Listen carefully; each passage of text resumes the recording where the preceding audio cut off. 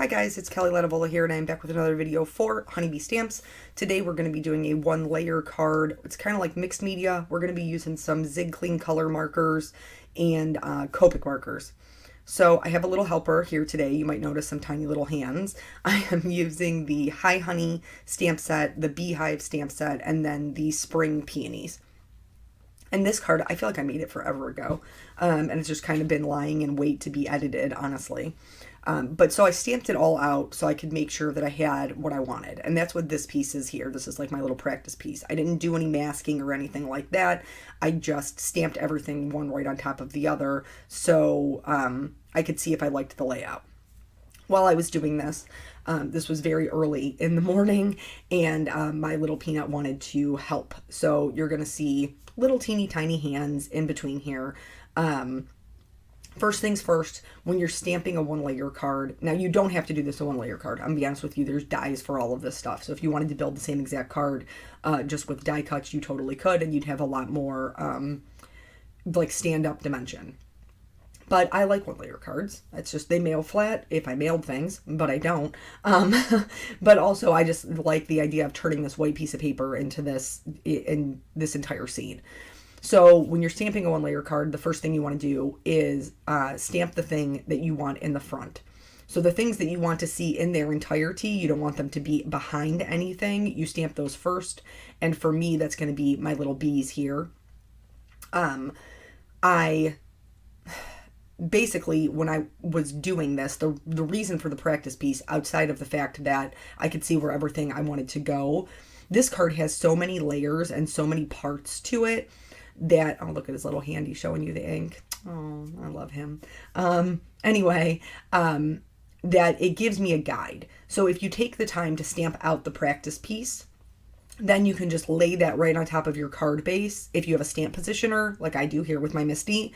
And then you can just lay the stamps right exactly where you had them before. You know exactly where they're going to go. And then you can just move that piece out of the way to your blank piece of cardstock, stamp that, and then go from there. It makes it much easier. So now that our little bees are stamped, we're going to put the masks on. We did have a little bit of a struggle with this just because it's kind of hard sometimes to get them a little bit lined up. And so he was having some trouble getting them down. You just have to be patient. And sometimes you have to kind of smush them in place.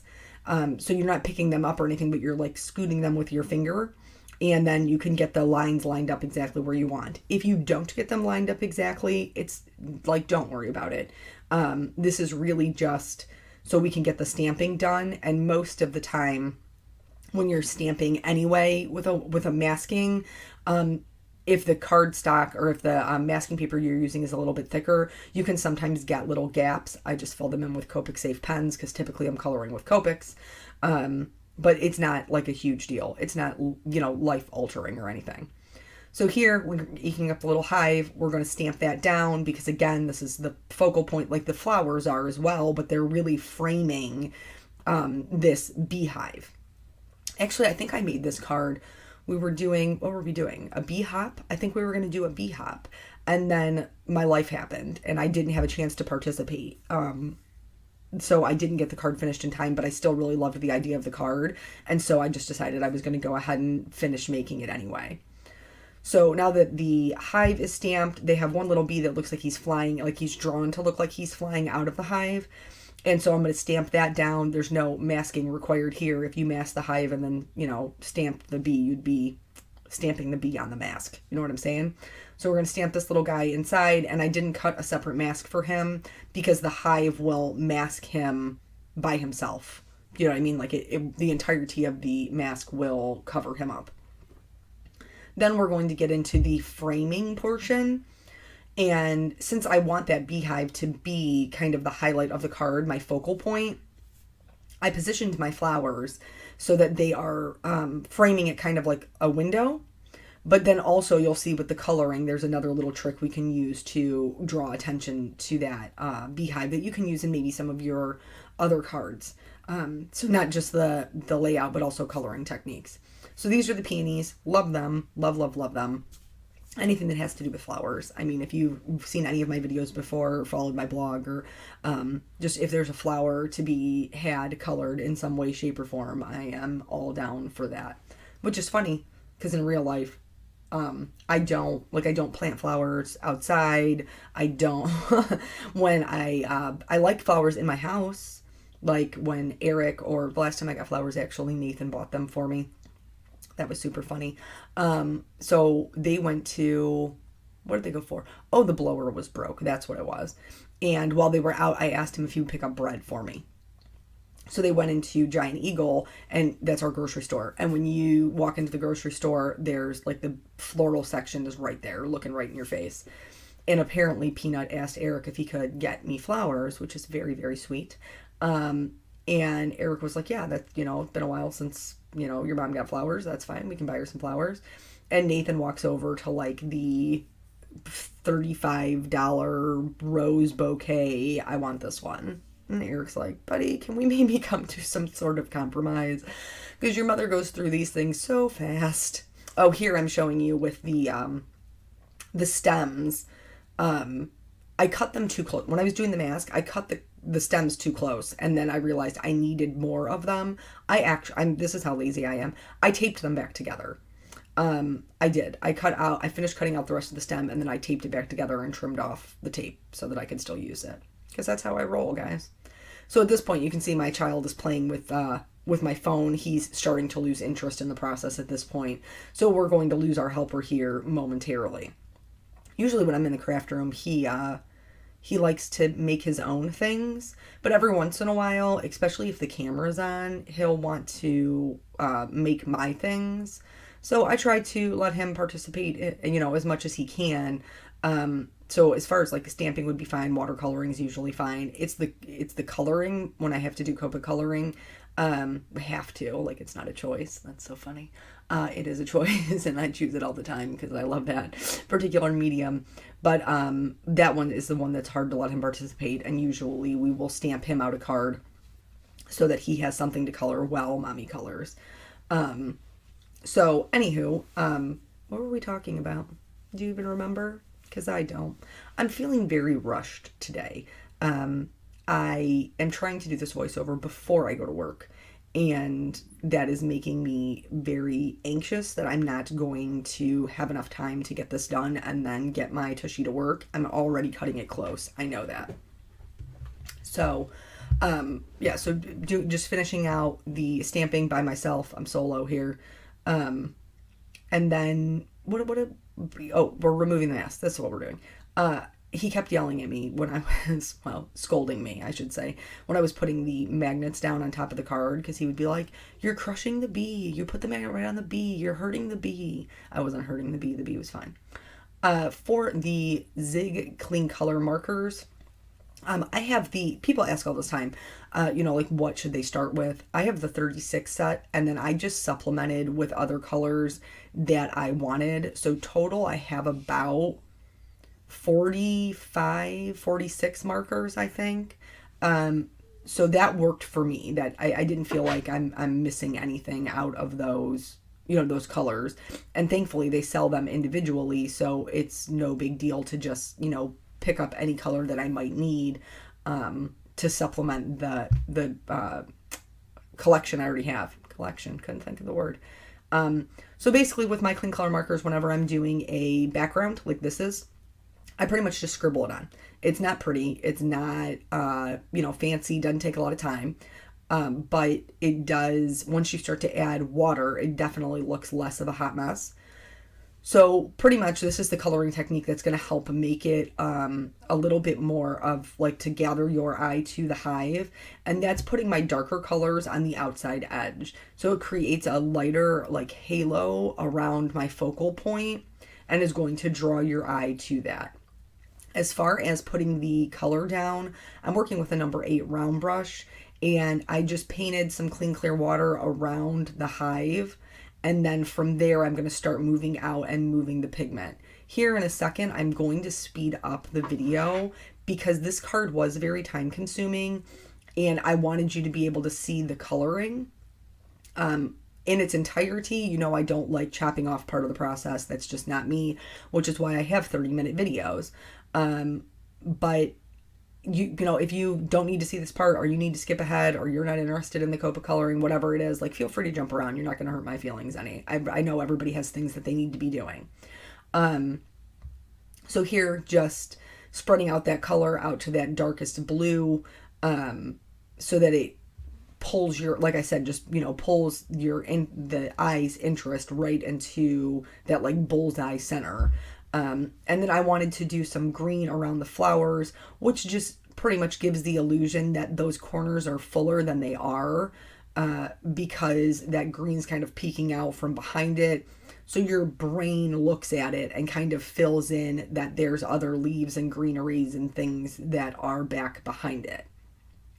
The other thing that you might notice, that maybe up until this point you did not notice, because again, your brain just makes sense of things. Human mind is amazing. Well, the human body is also amazing. But anyway, I don't have my beehive attached to anything, guys. It's not. There's no branch. It's literally just stamped in the center of my card. But because of the way that everything puts together, you know, the way that it's arranged, your brain automatically assumes it's part of the flowers that it's closest to. Here, I wanted to add some more of that darker color. And when I want to do that, I just scribble my Zicklin color markers. I've never had good luck with putting them on wet paper. Like, the pigment just won't flow for me. So I typically scribble them off on a palette and acrylic block. In this case, I'm using the water media mat. So I just scribble them off and then pick it up with a paintbrush and drop it in, and that works really well for me. I'm going to go in with this lighter, I think is it beige? I think it's beige. I think that's actually the name of the color, to color my beehive. I told you in the beginning this is going to be mixed media. And it is, because I like the boldness and the dimension that I can get with Copic markers. But if you wanted a softer look, you could totally leave this just watercolored. And you'll see in its entirety, all watercolored with just that. And it's still super pretty. It doesn't necessarily have a lot of dimension because I didn't spend any time trying to shade it with my watercolors. You absolutely could, and then still get really good dimension. But I knew I was putting Copics on top of it. So really all I was doing was trying to get some base color down, because Copics are transparent.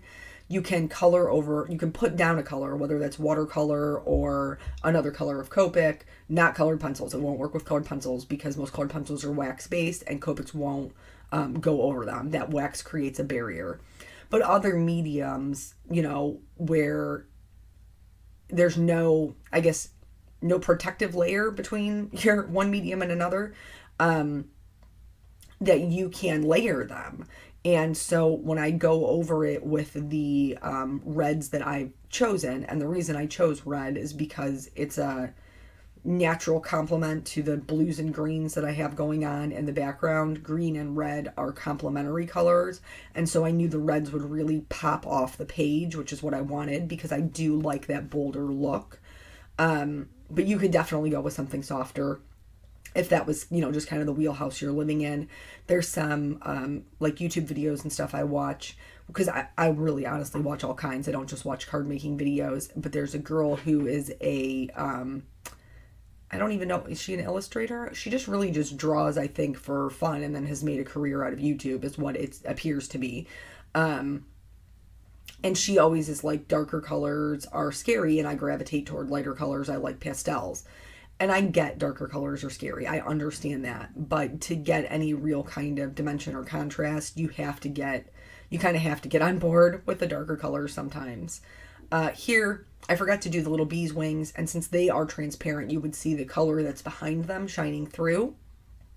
So I am doing that, just, you know, filling in that color. Same thing with my leaves. I don't know why I skipped them the first time around, but I did. I don't know if you can hear this or not, but my dog is scratching at the door while I'm doing my voiceover. She doesn't actually need anything. She just wants to be where I am. But sometimes there's people that come down the street, or the neighbor takes out the garbage, and then she starts barking in the middle of my voiceover. And as I've already told you, I'm trying to get this done before I go to work, so I can't risk it. Cannot risk having her in here and having to pause it and start all over again.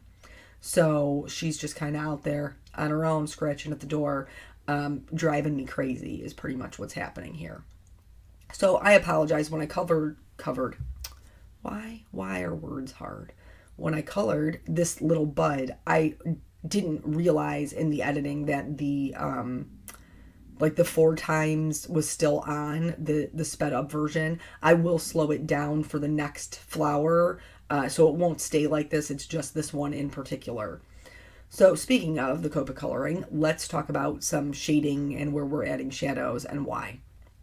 Anytime that there is one object on top of another object, there's a shadow. Anytime that there is a point where 2 objects meet, there is typically a shadow. So even if you only ever follow those 2 rules, you will still have a dimension that makes sense. We've talked about before coloring things in the shape that they are. This is really important for flowers because they curl out. They bloom out. I wish you could see me. I'm talking with my hands because I want you to understand what I'm saying. I want you to understand what I'm saying, and the best way for me to do that is to show you with my hands. But anyway, they bloom out. So because they're coming out all different directions from the center, that means your coloring should match the direction that the petal is drawn. If you just try to color them left to right or up and down, it's not going to give the same feel that following the shape of that petal would. So I'm going through, I'm doing the same thing I always do, lightest to darkest, darkest to lightest. In this particular card, I believe my darkest color is going to be, is it R29? Or did I go all the way to R59? Because I can't remember. I told you I did this card a while ago. No, I think it is R29. I think that's going to be my darkest color, which is normally a little bit lighter than I would usually go.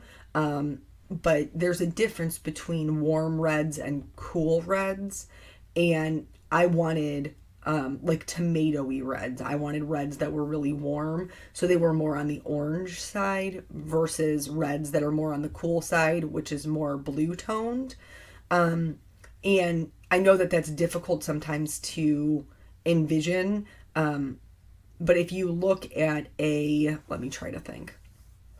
If you look at a R05 compared to an R35, okay, I know that the numbers are different in the beginning, but if you look at those colors, like if you have them at home, just swatch them out, you'll see what I'm talking about. The R05 is a much more tomato red. It's got a lot more orange in it versus the R35, which has more blue in it. It makes it a cooler tone. Here, I didn't really add too much shading to the edges. I pretty much just concentrated on adding the shading coming out from the center of the flower. Every once in a while, if there is a little dip in the flower petal, that's what I'm doing here. I will add a little bit of shading there because it would look like it was torn or more, I guess like a more jagged edge. So I did try to accent those, but I did not add a ton of shading from the outside of the petals, which I do sometimes if I want my flower to look more open, like it's blooming outward. I leave the highlight of my flower kind of in the center of the petal. I did not do that this time. I just, like I said, concentrated on putting the shading in the middle. And then when we get there, you can still see like all of those yellow and pink tones from where we put the watercolor down. And that's why we did that. That's why we did like the underpainting there. But it wasn't as bold as I wanted it to be. I probably should have gone over the flowers twice, to be honest with you, because usually with Zig Clean color markers, if I do a background or something, I usually do it twice so that the color is super bold. I didn't this time, and I kind of have some regrets about that. In order to fix that, I'm going to go back in with my Copics and do what they call glazing. So I'm going to put this yellow on top of the pink in some areas, on top of the red in some areas, and then I'm going to go in with a pink. It was a Y08 and an RV04, which are pretty bright colors, and then I'm going to add that to the flower so that it's got all kinds of different colors going on in the petals. I'm going to finish coloring up the flowers off screen. Now that you've seen it, I've colored them all the same way, just like you've seen it here. First the red and then adding in the yellow and the pink. And then I'm going to move on to doing, I'm going to show you these little ones first. My bad. And the little ones pretty much are just from the base where it meets its stem. And then the lightest part is going to be on the edges. So Father's Day is coming up tomorrow. And if you watch my channel, you know that my dad has recently had some health problems. So I am super grateful to be able to celebrate another Father's Day with him. And we actually did that yesterday because I have to work all weekend. So we went over, and it's very interesting to me because you see people's interactions on, like Facebook and social media, or people personally. I am super blessed that I have two sisters and we're close. Like, we get along. We don't not like each other. And even over the years where maybe we've had like a little tiff or whatever, somebody always apologizes, the other person apologizes, and then we just move on with our lives. For the hive, when I color this, I'm pretty much just going to add some shading underneath those lines and inside the entryway that this bee is flying out of. It would be lightest around the edges where it was still getting some sun, and then darkest in the center. But anyway, so my sisters and I were trying to figure out what we were going to do for Father's Day. My dad did have to have another procedure this week, and we weren't sure if he was going to be feeling up to it, even though there were some scary kind of complications. He did feel good enough to go ahead and do that, and so we did. We went over there for dinner, and my mom cooks a certain way, okay? It's wonderful. It's delicious. I love my mother's cooking. But she's always cooked that way, and I think that she doesn't really know how to cook any other way. So now with this new situation that they're kind of in, trying to navigate something different is always scary and honestly frustrating. If you've ever been on a diet of any kind, or if you have ever had a health reason that you had to change the way that you eat, it is aggravating because it's like somebody else is trying to tell you what you need to do. But the reality of the situation is, like, you need to do it. That's, in order to be healthy. So my dad is also diabetic. So that's something else too. So in addition to like a heart healthy diet, to be aware of his blood sugar as well. And so just trying to figure out what to make between the three of us. This group text message was hysterical because we're like, what about chicken? What about fish? And I don't eat fish. I don't know how to cook fish. My sister suggested fish because my dad likes fish. But I was like, you're going to have to do that. Like, I will help you in any way that I can, but I don't know how to make it. I don't know how to do it. She was like, no, I got the fish. So we ended up doing like grilled chicken, roasted asparagus, and green beans. But I didn't know this. Like, my mom pretty much only eats green beans out of a can. Now, I know that's how she always made them when we were growing up, but I learned how to clean green beans and snap them and stuff out of the garden from my grandmother on my mom's side. So it didn't occur to me that she didn't really eat fresh green beans. I didn't know that. But I do. I love them.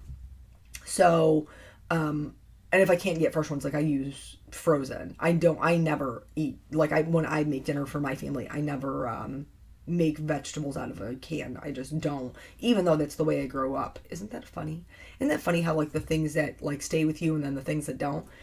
But so we went over there, and the three of us now the three of us obviously run households, right? And then trying to make dinner together.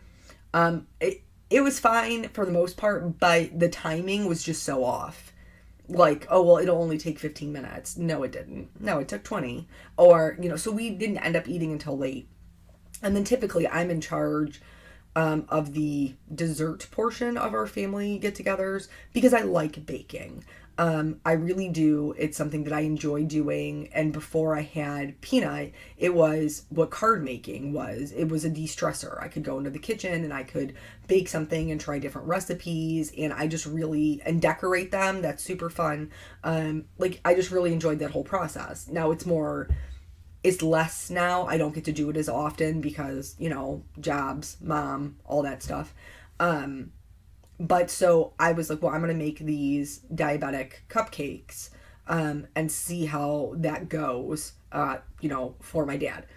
So I decided I'm going to do chocolate cupcakes. My dad really likes chocolate on chocolate. I opted for like a turtle cupcake. So it was a chocolate cake, but it had a buttercream frosting and then like salted caramel drizzled on top and some pecans. That was our cupcake. And they were good. The taste was not bad. Let me be clear on that. But they did not rise.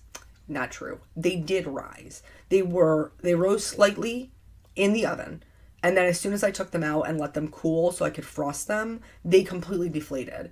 They were so dense. There was no air in those cupcakes, y'all. There was none. There was no aeration in the cupcake whatsoever. So if you... Oh, can you hear her? She's barking. I don't have time to stop. You're just going to have to listen to it. I'm sorry. But so there was just none. There was no air. They were super dense. And even when I was like scooping them into the cupcake holders, it was like scooping like mousse or pudding. It was really, really thick. And then, yeah, that's how they baked, really thick. So, like I said, the flavor wasn't bad. And I used stevia. That was the sweetener that I used.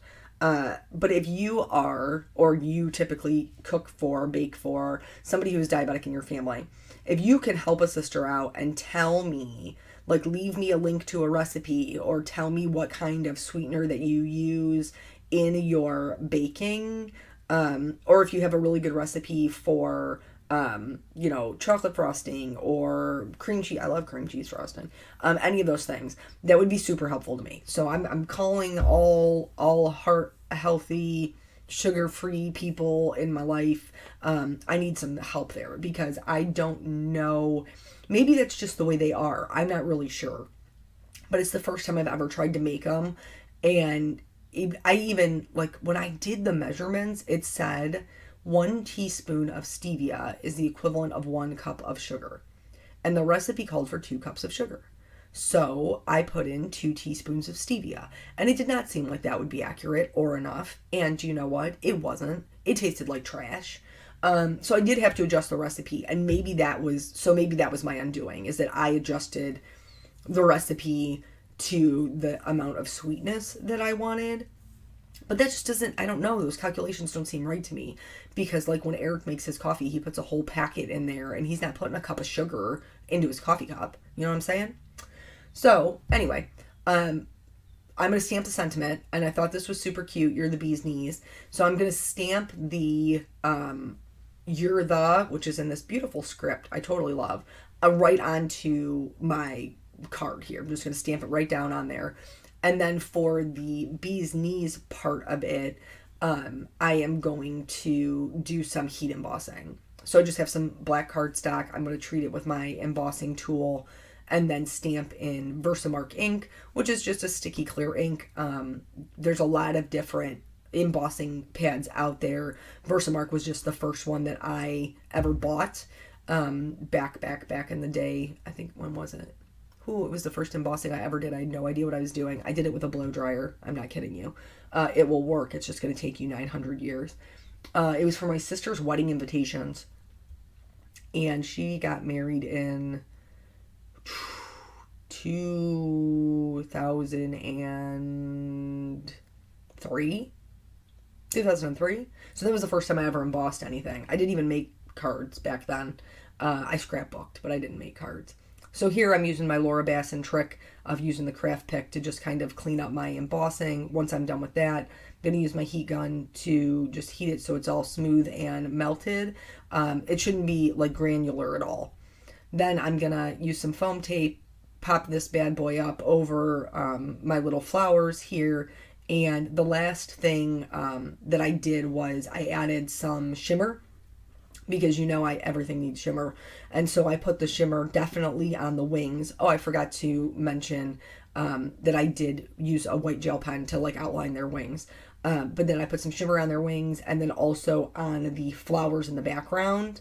And then that's it. That's the whole card.